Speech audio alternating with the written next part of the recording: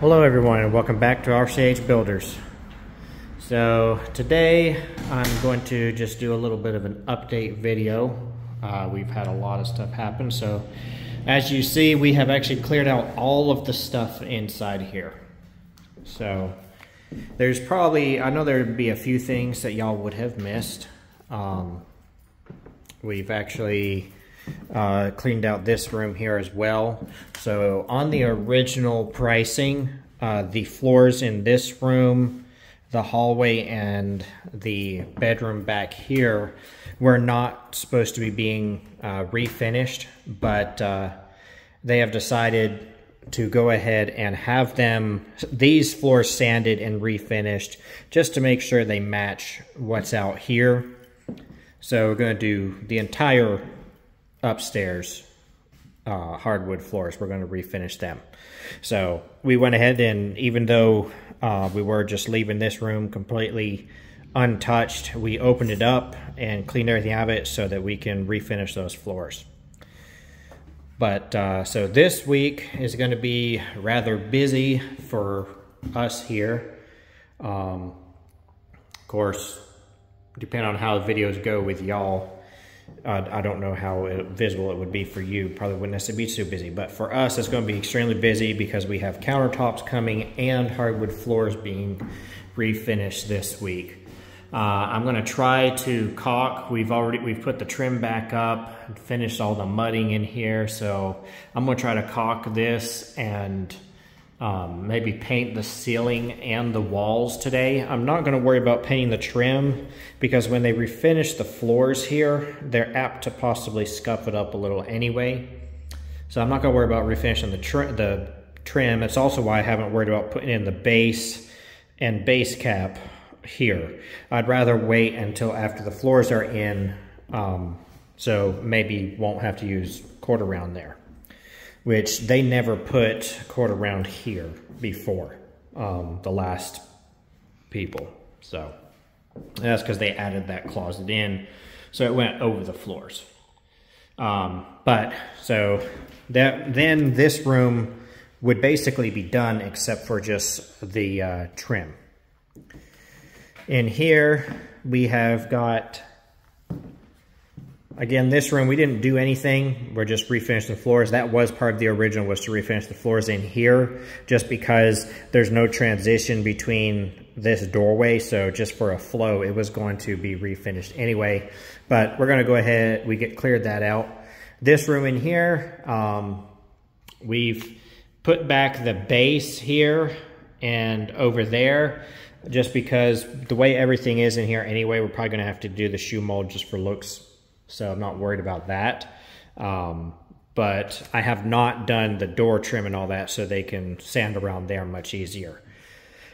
Also, like I said, the countertops are coming in this week. Actually, that's supposed to be being done from the day I'm doing this video. It's being done tomorrow. But they'll be putting the countertop on top of here. Right here is going to be a little mini fridge, mini wine fridge, not really sure, something like that. And I put the base back behind it just because I like, if you know, there's always a little gap there. If there's no gap at all, then the refrigerator is not going to fit. It's not going to be able to slide in without scratching up the cabinets. So it just helps make sure that if you ever do see down in there or look back there, plus it keeps bugs and debris out. So, but we've got the outlets in. We've actually got just about all of the electrical done, mostly up here. So the people put these cabinets in up here, but I'm still going to do, we're going to do like a 1x cap around it, like a 1x crown, just to finalize the ceiling. It's much better in these old houses. Let's see, I'm not sure if you can see. I'm trying to get it where maybe you can see. So you can see that it's almost touching the ceiling right there. But on this side over here, it is almost 1.5 inches. Probably like 1.25 inches down. So just want to let you see that. So with that, when it's like that, crown only is going to curve so much and bend so much without being off. And everything else is a flat reveal anyway. So a 1x will look good up there. And we use that because then what we can do is we can score it along and make it follow the ceiling so it looks level. Basically what I have already done in here, I've only done it in one place. And once it's painted and caulked, it'll blend much better. But this right here, again, it's an old ceiling and it goes like, you know, up and down like a nice little curve. And I followed it so the one by is level. If you look at it, if you look at the reveal with the top of the door from the cabinet and the bottom of that trim, it is even all the way across. But at the top, it does that low curvature. And once it's painted, it'll help hide a lot of that, like I said. So, and then did the same thing on the side here. It's not as bad, but there is a difference from this point to this point of almost a whole, actually I think it's a 1/4 inch. It is exactly a 1/4 inch. And that black, that's just a shim there that I'll take out. Also, we went ahead and we replaced the trim on the window and modified it a little bit. So we modified it over here and over here so that it goes from cabinet to cabinet for a visual look. If you look at it, you'll notice it's wider over here than it is here, but you've got this decorative trim piece and that is the same. So at a quick glance, it visually will blend going from cabinet to cabinet, less than having no gap over here and a gap over here. That would have looked even more off and odd. And again, once everything's painted too, it helps blend. And then we'll be putting in the backsplash once the counters are put in here. And we did the same thing here. It's the same thing. But on this side, it's the reverse. This side is smaller. This side is a little larger. And then we'll be doing the same thing. We'll be doing that crown up there and around here just to finish it to the ceiling. This over here, the cabinet guys are supposed to do. If we have to, we can do a little 1x trim across there, but we're not supposed to have to because the cabinet guys were supposed to make this cabinet to fit in that opening. And technically the installers never put the bottom in, the kick plate that's supposed to be under this. This is actually supposed to be picked up. But they're going to do a trim piece across there. And then we'll go with that. Other than that, these are standard cabinets, except, you know, they're all custom made, so their sizing may not be standard, but otherwise it's just, you know, you get a door and a drawer, doors here, and these are 9-foot ceilings. So to utilize this space, they've got this is like a standard depth cabinet, height cabinet, and then there's a 1-foot cabinet above that, and then there's just the filler space to give a little bit of room where I can then crown up to the top from the fact that the ceiling's off. And they did this, followed the same thing in the kitchens here. Again, you got the regular and then you get a 1-foot up there. This is definitely a much taller cabinet above the refrigerator than normal. Usually it's going to be more around that height there of this one that's for the hood. But instead it is much bigger because they try to utilize the space that they have. You can, with custom cabinets. Now, as far as otherwise, these pantries are custom built. It is just a standard, and we're using it right now to keep stuff out of the way for the floor guys. But we've got standardized. This is probably, I think, about 5 foot, and then there's like another 2-foot cabinet above it. And then this right here is a custom, and this little hinge comes up like that, and then that is where the microwave will go inside there. And then the door just, and all of these doors have soft closers, so they will slowly, once you get them to a certain point, they'll close on their own. Same thing here as far as the other. You got a drawer set, which is waiting on the handles you put in. The cabinet guys didn't have the correct ones for here. There was originally was going to be a 4-inch like those ones there, but these ones need to be 3 because the drawer's smaller. Drawers on the other side of the oven. This is where the kitchen sink will go, and then this is a hideaway. I'm going to move this stuff. So this stuff we're going to have to take off anyway. It's going to be in the way of the guys doing the cabinet, but then we'll put it back so it's out the way of the guys doing the floors. So this cabinet here is to utilize the space that's back there. So this slides out. You can store stuff on there, and then you can slide it over to get to the rest of this stuff. And they both will slide out. It's a kind of a reversible setup. It can go for either side. If this cabinet, instead of being in this corner, was in that corner, it would work in reverse, but essentially the same. Dishwasher will go here, which is essentially pretty much where it was before. Here's another a much wider set of drawers. They had to take those back. That's why they're not in there right now. They technically could have left the bottom one. Not sure why they took it. They didn't need to, but the handles, they somehow got off. They were off-centered. It was actually, essentially it was 1 inch, technically half an inch, because if you measure from one side, it was 11 1/4. You measure from the other, it was 10 1/4. So really, with it being for both sides, you'd have to shift it a ½ inch. But either way, they needed to take it so that they can fill the holes, put a new face on it, and then paint it where it will not be visible at all. And then here, this is going to be an island. So the only thing that we have left in here, I've got my table and chair for doing paperwork and stuff like that. But we'll be moving that out probably tomorrow as well. But this here, just regular drawers, and then they've got a double trash can. Usually one will be for trash, one maybe for recyclable or something like that.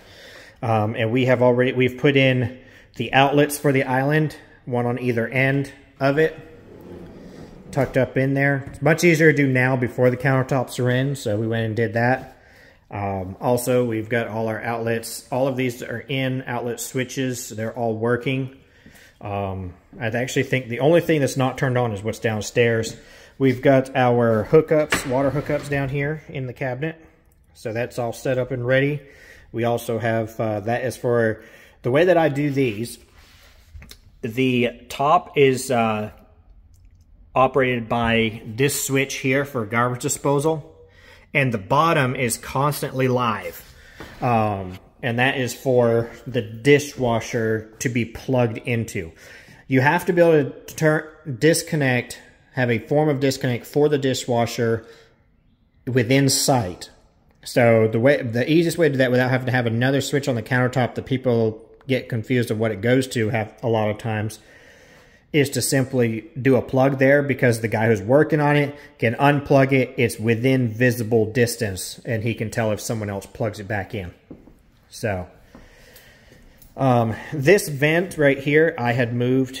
It was underneath the cabinet there before, and I moved it over here because I don't like any vents under cabinets. It creates condensation, rots out the bottom of your cabinet, is a big place to carry mold, which was actually... in the original tear-out video, if you go back and you look, you'll see that that cabinet really just easily fell apart. The rest I kind of, I kicked apart, knocked apart. I still whacked them apart, but this one pretty much just fell apart. And it's because of that vent underneath it. So in here, we've got the lights up and working. Last weekend, my father and Tyler, they put in the attic access door, which, I helped them hold it up there, but it was just to get it, once they got a few screws in it, then they could do it themselves. But all our switches are in, our receptacles. In here, we've got the office. It is ready, and got a fan and light there. Inside the closet is just a little standard light. I'm not going to turn it on while looking the light in there so I'm not blinding you, because as you see, even when it bounced off the wall, that is a nice bright light. Then down through here, we have put in the stair treads. We did the trim along the side here. We wanted to make sure we got that so that they can stain the stair treads and the landing down there, which there's no light down there right now.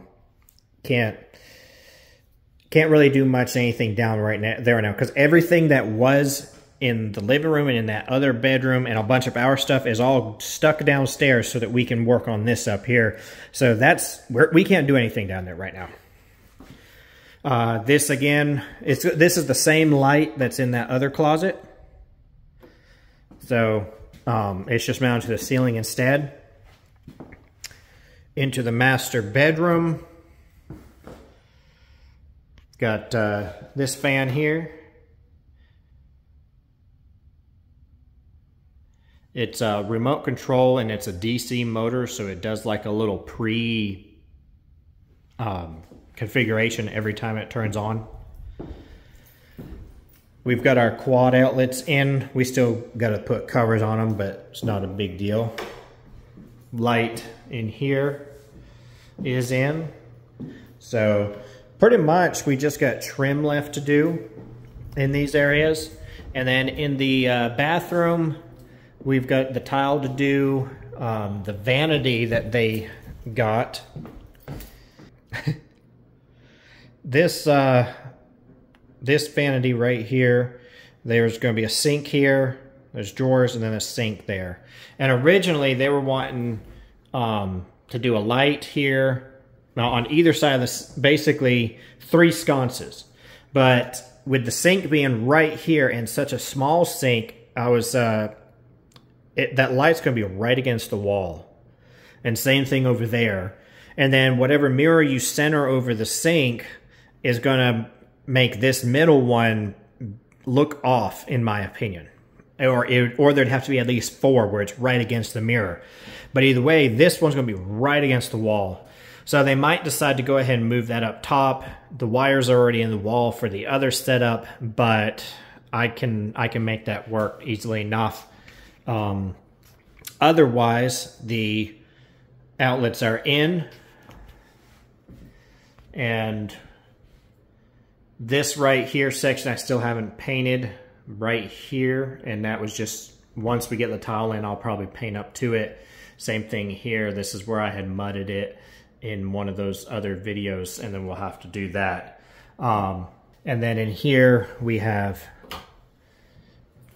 the exhaust fan light kit, and the floor is not in here, but we have all of our tile materials just kind of crammed in here to get it out of the way of the other guys doing the flooring. One other thing is I do have the lights in the shower. So that, I guess, is a up-to-date video on where we're at on the inside of this, which I think most of the work that we've been doing is on the inside. We're trying to focus on the inside first, then we'll worry about the outside afterward. But once the floors are done this week, so on Tuesday they're supposed to put in the countertops. Wednesday they're supposed to start doing the floors. That usually takes 3 days. So that'd be Wednesday, Thursday, and Friday. And then you're usually not supposed to walk on the floors for at least 2 days. So we would not be able to get back in here. Pretty much today and Tuesday are the only days that we can do anything inside the home. From that, after that, we'll probably be pretty much outside working on things, and and then we'll have to wait till next week, probably Monday or Tuesday, before we can come back in here. And at that point, we'll be able to install trim, paint trim, do any touch-up painting that needs to be done from anything that might have gotten scuffed up or whatever. But we'll essentially be able to pretty much finish the upstairs. Then we'll have to move everything from downstairs back up here, out of our way down there, and we'll be able to finish up all of that. So I guess with that being it for this video, hope you enjoyed watching. Go ahead and leave a comment down in the comment section. I think it helps to be able to push the video out there, let more people see it, more people see others of my videos as well, hopefully. And like, subscribe, and we'll see you the next time.